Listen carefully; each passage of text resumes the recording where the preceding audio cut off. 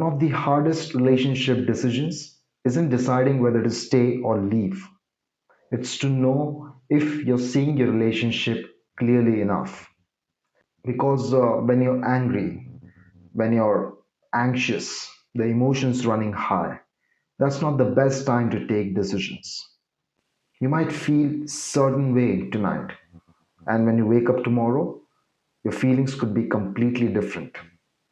So emotions could not be the basis of taking a decision. So in this video, I'm not going to tell you whether you should stay or leave. Instead, I'll be giving you a framework where you can apply it yourself and see your relationship more clearly so that it helps you deciding for yourself. Because sometimes you don't need another person's opinion. You might just need a clearer way to see. The first thing I want you to do is actually very simple. Slow down. That's it. Just slow down.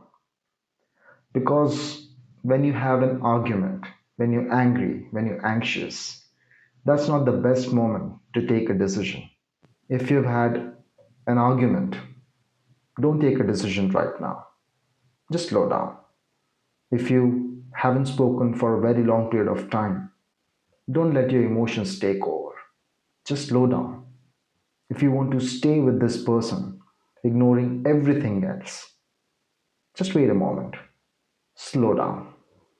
Urgency can feel like clarity, but it's not clarity. That's why you just have to slow down and ask yourself, are you taking this decision because you feel clear, you see clear, or are you taking it because you would like to stop the feeling of anxiety, maybe hurt? Because those two are completely different reasons. A clear mind, a clear view of the relationship can save you years of frustration. That's why it's important to slow down. Once you have slowed down, you can evaluate the relationship for what it is. The next question I want you to ask is this an incident or is it a pattern? Every relationship will have disagreements, heated moment, fights, but those incidents cannot decide if a relationship is bad or not. On the other hand, repeated behaviors tell you a lot about a relationship. Has this happened before? Is it happening again and again? Have you communicated about it? Does that communication bring any change? Because that is the most important question. After you have communicated, after the incident happened, after you have cleared up everything, is the change evident? Every relationship has problems, but the real question is not do we have problems? The real question is can we repair those problems? When something goes wrong, can you actually talk about it? Can you take responsibility for your action? Can you say I was wrong without being defensive? Can an apology actually lead to change in behavior? Or does this relationship keep on repeating this cycle? Argument, distance, apology, temporary peace, and then arguments all over again. Conflict isn't itself a problem in a relationship. When two people come together, arguments tend to happen. The real problem is can we repair the relationship?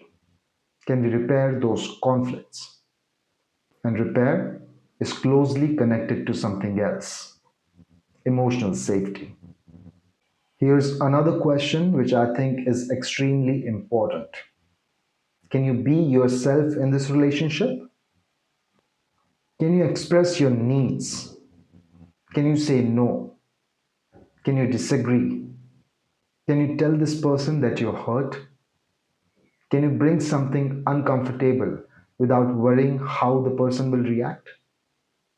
Those are the questions directly related to emotional safety. Because there's a difference between being emotionally involved with someone and being emotionally safe. You can get deeply emotionally involved with someone, but that could feel like a restriction. You constantly think what they are thinking. How would this make them feel? But an emotional safe environment doesn't have these questions. Emotional safety lets you express who you are, lets you disagree, lets you have your own opinion. So, one thing we should all remember that is intensity is not the same as intimacy. And sometimes, if you have become accustomed to the instability, a safe and secure environment, a safe and secure relationship can feel strange. Which brings us to a much deeper question. If you weren't afraid of being alone, would you still choose this relationship?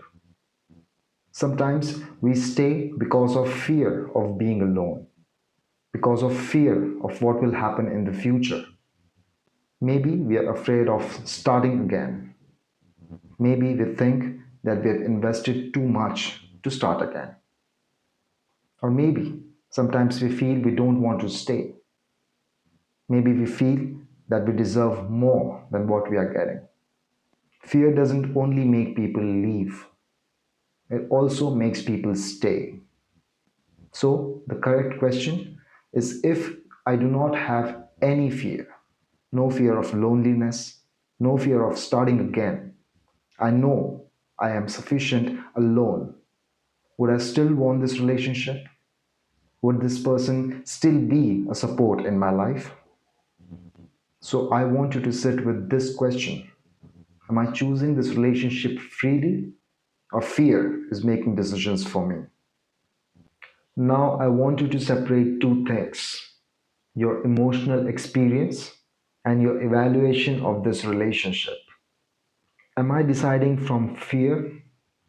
Am I deciding from ego? Is it loneliness, anger, or am I deciding from alignment? Fear wants relief, ego wants you to be right, loneliness wants instant connection.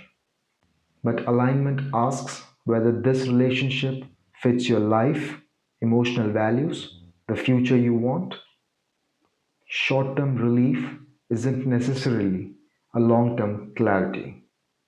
So, how do you put this all together? Here's the final question I want you to sit with. Imagine that you're completely calm. You're not afraid of being alone. You're not afraid of losing this person. You're not angry on yesterday's argument. You're not desperate to make this relationship work, and you're not desperate to escape it either. What do you actually see? Not what do I want to be true, not what am I afraid might happen, not what would make this pain disappear, but what is true about this relationship. You don't always need to make every decision immediately. Sometimes the first decision is to slow down. Just slow down and think it through. Look at the patterns. Look at the emotional safety. Look at whether repair is actually possible. Separate fear from genuine choice. And then see for yourself if this works for you. If this relationship is something really what you want for your life.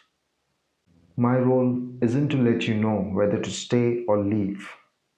My role is just to provide you enough clarity so that you can look into your own relationship and decide for your better future. The framework which I provided is based on clarity, compatibility, commitment. That's what I believe in. First, be clear about yourself, your wants, your needs. Then find a partner who can be compatible with your life, your choices. And at last, just commit to them because life and relationship gets beautiful when you commit to each other. And if you'd like to understand your attachment patterns, you can go to the link below and take the attachment style reflection quiz. You can also check the website for more deeper work. Thank you for being with me. See you soon.